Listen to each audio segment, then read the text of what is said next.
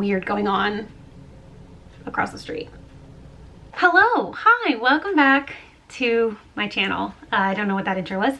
Today is October 1st, so it is time to do my September reading wrap up. I am really excited to talk to you about all the books that I read in September. Despite the fact that it wasn't like the best reading month for me, I read 8 books, which is very good, like quantity wise, very good, but I only really liked a couple of them. Most of them were just okay for me, like middling to okay, nothing like super outstanding aside from one book. So yeah, it was like a fairly average reading month, but I do finally kind of feel like I'm getting my reading groove back.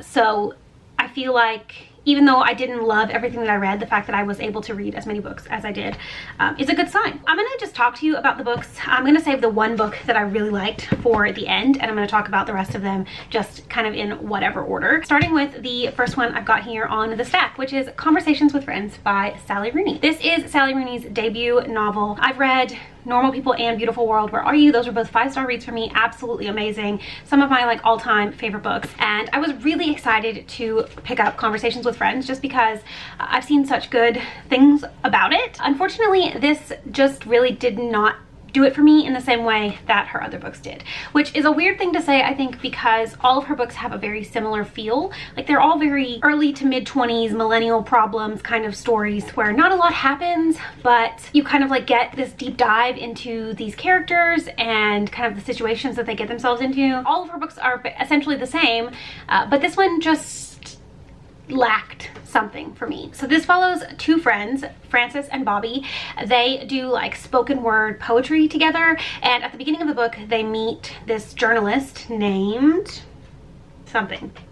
I don't remember her name. Anyway, they meet this journalist and this journalist's husband, and they get involved in a sort of weird relationship with this married couple. I think the thing for me that really like set this one apart in a negative way was the fact that I thought all of the characters were absolutely despicable. Like I never one time rooted for any of the characters in this book. While all the characters in all of her books are, you know, they have a similar feeling, I do feel like I found reasons to root for her other characters, and I just never could find a reason to root for Frances or Bobby or Nick or the wife's name, who I cannot remember, Melissa. Yeah, unfortunately, this is my least favorite of Sally Rooney's books, but I am going to continue reading her books as long as she continues to write them, because I do really love her writing style and I do find her stories interesting. This one just didn't really work for me like I was hoping it would. Next up, I have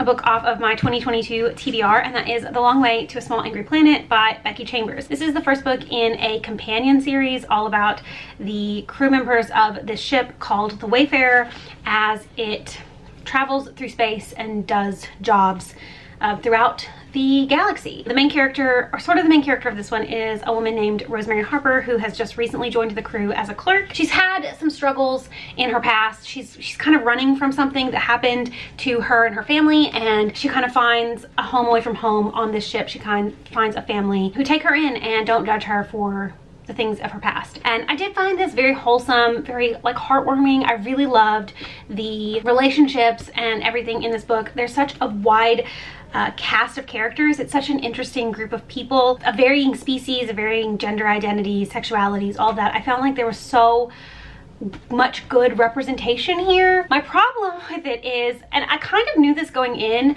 it wasn't like a surprise to me that this was the case, but the problem that I had with it is that I just wanted a little bit more action. I knew going in that it was going to be a more character-driven story, kind of more a series of little vignettes about these characters as they travel to do this job, and I just wanted a little more from it. I felt like there were parts of it that were really slow moving, that I just were very repetitive, and I didn't think were totally necessary to the story's structure. But yeah, I loved all the characters, and I definitely want to continue on in the series. I do own the first 3 in the really pretty UK editions, so I'm really excited to continue on with it eventually. It's not something that's like at the top of my TBR to continue on with, but it's something I definitely want to read at some point. So yeah, I liked this. It wasn't a 5-star read for me, unfortunately. It was like, I'd probably give it like 3.5 stars. But yeah, it was really fun, and I understand why so many people love it. It just wasn't like the perfect book for me. Continuing on with books that I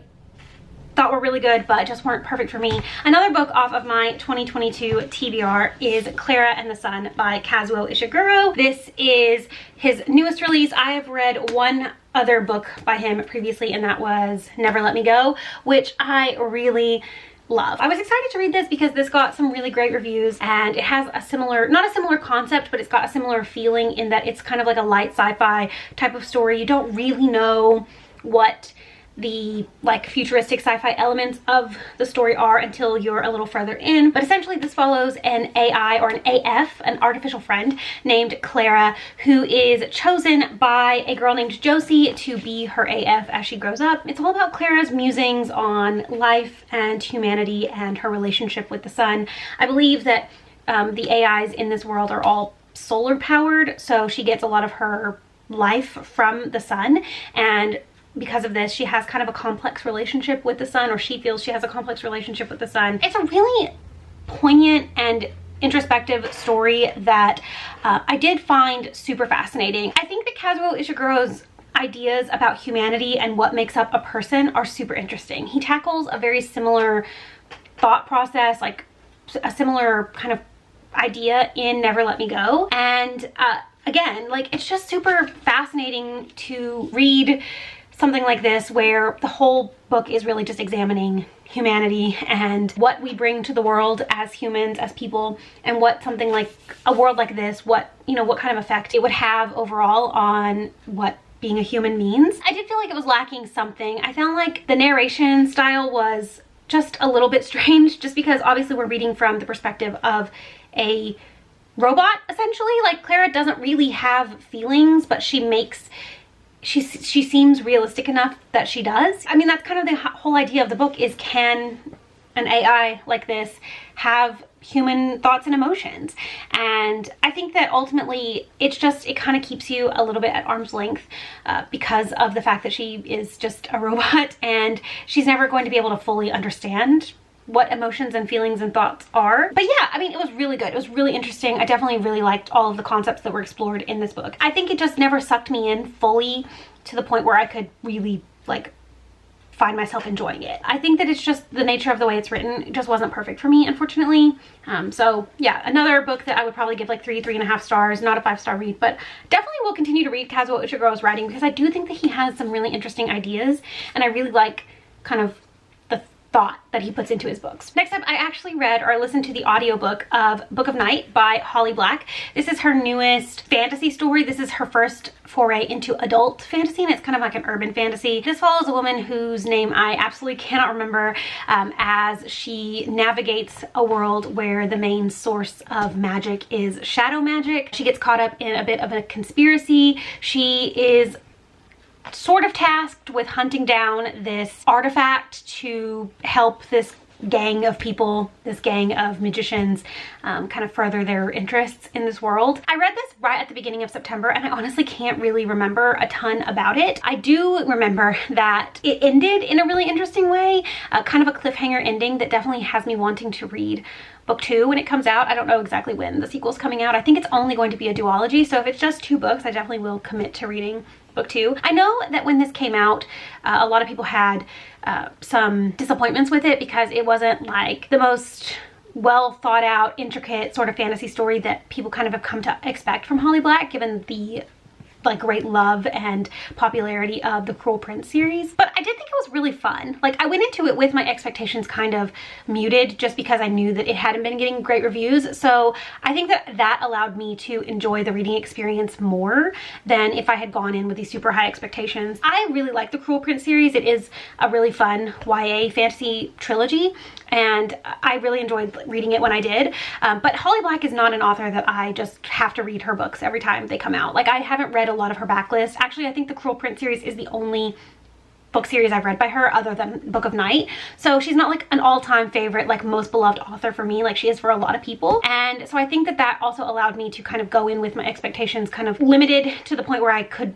read the book and enjoy it and not really like worry too much about if I was going to end up loving or hating one of my favorite authors' new books. But yeah, it was a fun book. It definitely was like a really easy audiobook listen. I think I listened to it over the course of one evening. I liked it enough that I'm going to read book 2, and I would recommend it. I just would recommend not going in with super high expectations, because ultimately you're probably going to get let down, but it was fun for what it was. Next up, I'm going to talk about one of my most anticipated reads for the entire year, and it was also one of the biggest disappointments I've read this year, and that is The Final Gambit by Jennifer Lynn Barnes. This is the third and final book in the Inheritance Games trilogy. I really loved book 1. I liked book 2. I felt like it was adding so much potential to this story and these characters, and then this book just really let me down. So if you don't know, the Inheritance Games trilogy is about this girl named Avery who finds out at the beginning of the first book that she has inherited a $1 billion fortune from this man in Texas that she has never met. She doesn't know why he would give her all this money. She doesn't know why she was picked to be the heir to his fortune, but she gets involved with his grandsons. He has 4 grandsons, and they all kind of get embroiled in a mystery trying to figure out exactly why she was dragged into this family and what her purpose is there. And each book kind of centers a separate mystery, but it's all connected in the grand scheme of things, and this is the culmination of everything that we learned in the first 2 books. My biggest problem with this is that it felt so unnecessary. Not that it didn't need a conclusion, but I felt like she could have lengthened books 1 and 2 and made it a duology and not had this third book, because for the first, I would say like 40% of this book, nothing happens. Honestly, it was kind of a struggle to pick it up and want to read it, because I was never excited about getting back to these characters, getting back to this mystery. I think that the way that the series ended was interesting. I definitely found myself interested as the book got more towards like the last 30% or so, but the first 70% really just doesn't make up for a fairly decent ending, and it wasn't like a perfect ending. I feel like it could have done more, but it didn't. So unfortunately, this was like a 2-star read for me. I do still think the series is worth it. I just feel like she definitely like just bobbled this ending. Like she could have done so much more with it, and she let it go. Next, I'm going to talk about the first 2 books in the Brutal Birthright series by Sophie Lark. Kind of in the middle of the month, I was having a bit of a reading slump, and I thought, you know what? I really want to read some KU romances, and I've heard really great things about Sophie Lark. So I read Brutal Prince, which is book 1, and Stolen Heir, which is book 2, and I surprisingly really enjoyed both of these books. It's set in Chicago, and it follows a bunch of characters that are all in rival mafia families in Chicago. I mean, it's very ridiculous, but I found myself caring so much about the relationship in book 1. The main characters of that book are Callum and Ada. Callum is like the heir to the Irish mafia, and Ada is the only daughter of the leader of the Italian mafia. Through an unfortunate series of circumstances, they are forced into an arranged marriage to kind of settle the peace between their 2 families.